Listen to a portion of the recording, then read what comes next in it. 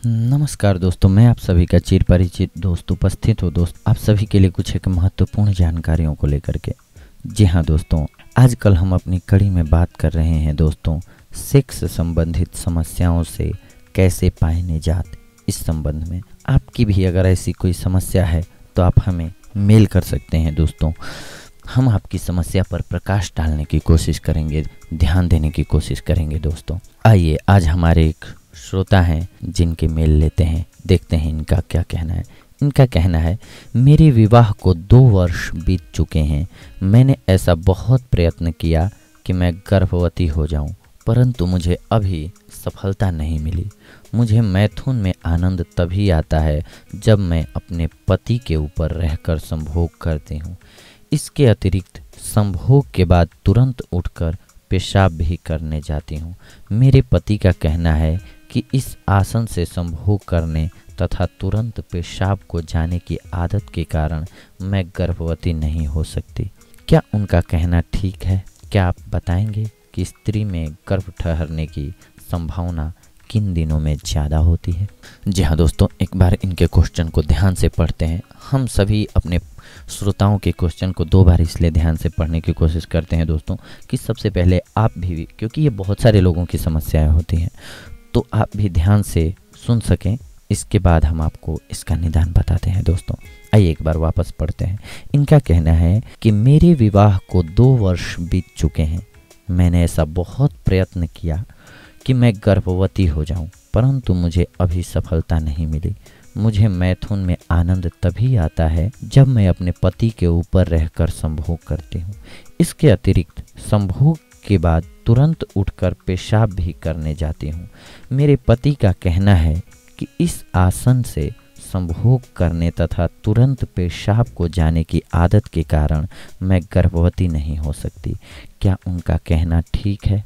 क्या आप बताएंगे कि स्त्री में गर्भ ठहरने की संभावना किन दिनों में ज़्यादा होती है? देखिए, आप जिस आसन में संभोग करते हैं इसमें भी गर्भ ठहर सकता है और ठहरता भी है।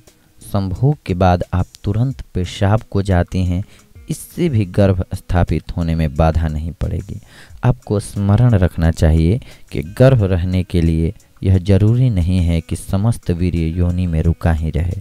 फिर भी यदि आप जल्दी गर्भवती होने के इच्छुक हैं तो आपको उस आसन में संभोग करना चाहिए जिसमें स्त्री चित अर्थात पीठ के बल लेटी रहती है और पुरुष उसके ऊपर आकर संभोग करता है।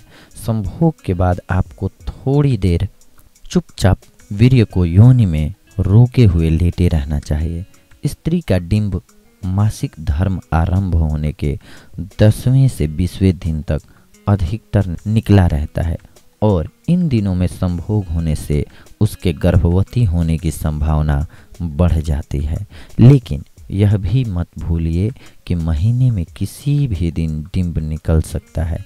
यहाँ तक कि जिन दिनों स्त्री को मासिक स्राव हो रहा हो उन दिनों में भी डिंब निकल सकता है और स्त्री गर्भवती हो सकती है।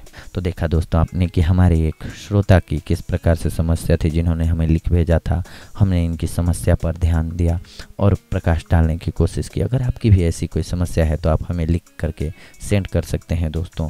हम कोशिश करेंगे कि आपकी समस्या को शामिल करें अपने क्वेश्चन में और आपको बताएं।